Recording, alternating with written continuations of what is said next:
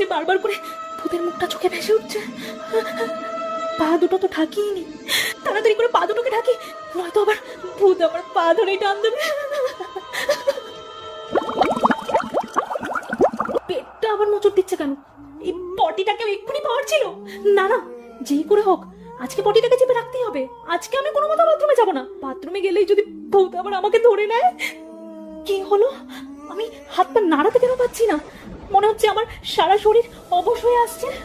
কি হচ্ছে এটা? কি হচ্ছে?